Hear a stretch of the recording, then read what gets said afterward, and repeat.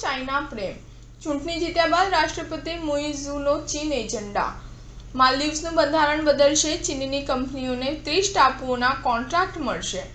માલદીવ્સમાં સંસદીય ચૂંટણીમાં ભારત વિરોધી રાષ્ટ્રપતિ મોહમ્મદ મુઇઝુને મળેલી જંગી બહુમતીની સાઇડ ઇફેક્ટ શરૂ થઈ ગઈ છે। 93 બેઠકોમાંથી મુઇઝુની પાર્ટીને 68 બેઠકો મળી છે। હવે મુઇઝુએ ચીનના એજન્ડા પર કામ કરવાનું શરૂ કરી દીધું છે। તેમનું પ્રથમ કાર્ય બંધારણ બદલવાનું છે। હાલમાં રાષ્ટ્રપતિની સત્તા પર સંસદનું નિયંત્રણ છે।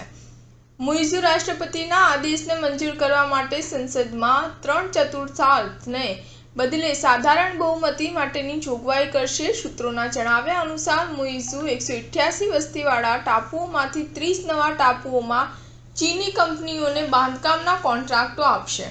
અહીં ચીની કંપનીઓ પ્રથમ તબક્કામાં 1000 ફ્લેટ બનાવશે। આ 30 નવા ટાપુઓ સમુદ્ર પર પુલ બનાવીને બનાવવામાં આવ્યા છે। તેને જમીન સુધારણા કહેવામાં આવે છે। ભૂતપૂર્વ ભારત સમર્થક રાષ્ટ્રપતિ મોહમ્મદ નસીદ નવા ટાપુઓ પર બાંધકામ મામલે સખત વિરોધમાં હતા। તેમણે ચેતવણી આપી હતી કે પાણીના સ્તરમાં વધારો થવાને કારણે માલદીવ્સના લોકો વિશ્વના પ્રથમ પર્યાવરણીય શરણાર્થી થઈ શકે છે। સ્ટાર ન્યૂઝ 7 હંમેશા સચ્ચાઈની સાથે।